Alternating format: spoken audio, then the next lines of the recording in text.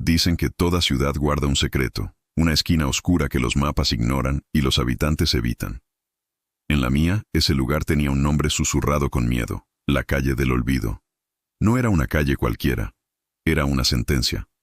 Una línea invisible que, si la cruzabas, te borraba del mundo. Nadie sabía por qué, ni quién dictaba la ley, pero el castigo era siempre el mismo. La ejecución. La historia se contaba en voz baja, de abuelos a nietos, como una leyenda urbana para asustar a los niños.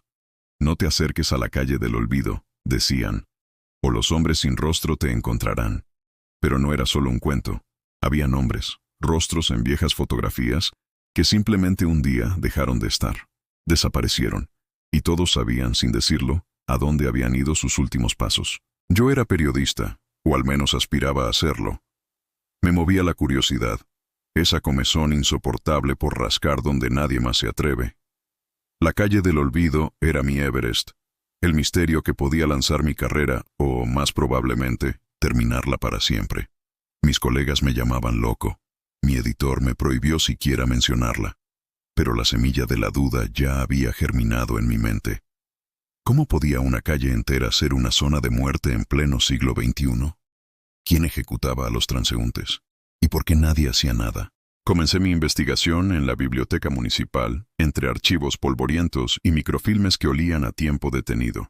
Busqué mapas antiguos, registros de propiedad, crónicas locales. Descubrí que, hasta hace unos 70 años, la calle se llamaba Calle de los Laureles. Era una vía próspera, llena de vida, con comercios y casas señoriales. Pero en algún momento de la década de los 50, algo cambió. Los registros se volvieron confusos, las menciones desaparecieron y el nombre Laureles fue reemplazado por un espacio en blanco en los mapas más nuevos. Mi primer entrevistado fue el señor Eladio, un anciano que regentaba una tienda de antigüedades a varias manzanas de la zona prohibida. Sus manos temblaban al pulir una vieja brújula de latón. Cuando mencioné la calle, su rostro se endureció. Me dijo que su hermano mayor, Mateo, había sido una de las primeras víctimas. Eran solo unos niños. Jugaban a las escondidas y Mateo, en su afán por encontrar el mejor escondite, cruzó esa línea invisible. Eladio nunca lo volvió a ver. Solo escuchó un grito ahogado y luego un silencio espeso, antinatural. Los padres de Eladio, rotos de dolor, simplemente aceptaron la pérdida. «Hay puertas que no deben abrirse», le dijeron. Era la ley no escrita de la ciudad, olvidar para sobrevivir. Pero yo no podía olvidar. La historia de Mateo me obsesionaba. ¿Qué clase de monstruosidad podía arrebatarle la vida a un niño por el simple hecho de cruzar una calle? Seguí tirando del hilo. Encontré recortes de periódicos de la época que hablaban de desapariciones inexplicables y toques de queda no oficiales. Las autoridades siempre daban la misma respuesta evasiva. Investigaciones en curso. Pero las investigaciones nunca llegaban a nada. Era un pacto de silencio, una conspiración que abarcaba a toda la ciudad. Mi siguiente pista me llevó a los planos originales del alcantarillado. Un ingeniero jubilado, a quien tuve que convencer con una botella de su whisky favorito, me mostró algo increíble. Justo debajo de la calle del olvido existía una red de túneles que no aparecía en los planos modernos. Una infraestructura subterránea compleja y antigua, cuya entrada principal parecía estar sellada bajo el viejo edificio del ayuntamiento. La idea era una locura, pero cada vez cobraba más sentido. La ejecución no era pública. La gente simplemente desaparecía. Y si no los ejecutaban en la calle, sino que los arrastraban hacia abajo. Armado con una linterna potente, una palanca y una dosis de valor probablemente estúpida, decidí que la única forma de saber la verdad era entrar. Una noche de luna nueva, me colé en el sótano del ayuntamiento. El aire era denso y olía a humedad y a algo más. A metal oxidado, a carne vieja. Detrás de una caldera en desuso, encontré lo que buscaba. Una sección del muro que sonaba hueca. Tras varios minutos de esfuerzo, los ladrillos cedieron, revelando una oscuridad que parecía tragarse la luz de mi linterna. El túnel. El descenso fue claustrofóbico. El pasadizo era estrecho y las paredes rezumaban una sustancia viscosa y fría. El silencio era total, roto solo por el goteo constante y el latido frenético de mi propio corazón. Avancé durante lo que parecieron horas, siguiendo el túnel principal. De vez en cuando, veía inscripciones en las paredes, nombres, fechas, súplicas. Ayúdame. No me dejes aquí. Eran los ecos de los olvidados. Finalmente, el túnel se abrió a una caverna inmensa, iluminada por una extraña luz verdosa que emanaba de unos cristales incrustados en el techo. Y entonces lo vi. No eran hombres sin rostro. Eran criaturas, humanoides, pero deformes, pálidos, con extremidades largas y delgadas y ojos enormes y negros, sin párpados. Se movían con una lentitud espeluznante, patrullando el perímetro de la caverna.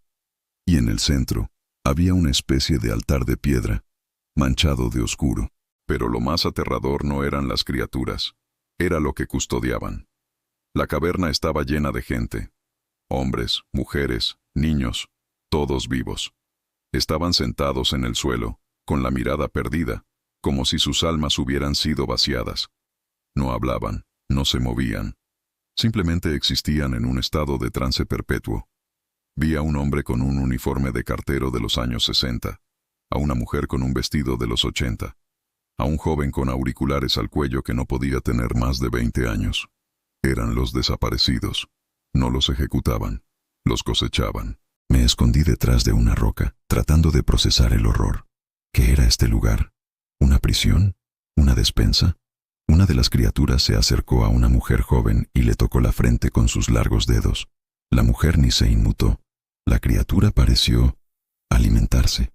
No de su carne, sino de algo más. De su energía, de sus recuerdos, de su esencia. La mujer pareció encogerse un poco, volverse más gris, más vacía. Comprendí la verdad. La calle del olvido no era una frontera de muerte. Era la entrada a su coto de caza. Estas criaturas, estos parásitos psíquicos, se alimentaban de la vida humana. Y la ciudad, en su miedo colectivo, se había convertido en su cómplice, ofreciendo a los incautos como sacrificio para mantener a los monstruos bajo tierra, contentos y saciados. La ejecución era una mentira piadosa para ocultar una verdad mucho más monstruosa. La esclavitud eterna del alma. Sabía que no podía enfrentarme a ellos. Eran demasiados, y yo era solo un hombre. Mi única opción era huir y contarle al mundo lo que había visto. Retrocedí sigilosamente, paso a paso, con el corazón en la garganta. Pero en mi prisa, mi pie resbaló en una piedra suelta. El ruido, aunque pequeño, retumbó en la caverna como un trueno. Decenas de cabezas pálidas se giraron al unísono hacia mí. Sus ojos negros, vacíos de emoción, se clavaron en los míos. El tiempo se detuvo. Y luego, con una velocidad antinatural, comenzaron a moverse en mi dirección. Corrí. Corrí como nunca antes en mi vida, de vuelta por el túnel oscuro y húmedo, con el sonido de sus pasos huesudos persiguiéndome, cada vez más cerca. Sentía su presencia fría a mi espalda, el aire helado que anunciaba su llegada. Logré salir al sótano del ayuntamiento y, sin mirar atrás, volví a colocar los ladrillos como pude. Corrí a mi apartamento. Cerré la puerta con todas las cerraduras y me derrumbé en el suelo, temblando. He escrito todo lo que vi. Mañana esta historia se publicará. No sé qué pasará. Tal vez nadie me crea. Tal vez me llamen loco. O tal vez ellos vengan a por mí. Pero el silencio ya no es una opción. La calle del olvido tiene que ser recordada. Los nombres en las paredes, las almas vacías en la caverna, merecen que su historia sea contada. Escucho un rasguño en mi puerta. Creo que ya están aquí. Pero ya es tarde para ellos. La verdad está a punto de salir a la luz. Gracias por acompañarme en este relato. A veces, los peores monstruos no son los que se esconden en la oscuridad, sino los que permitimos que existan a través de nuestro silencio. Si te ha gustado esta historia, no olvides suscribirte y darle a like para no perderte ninguna. Nos vemos en la próxima esquina oscura.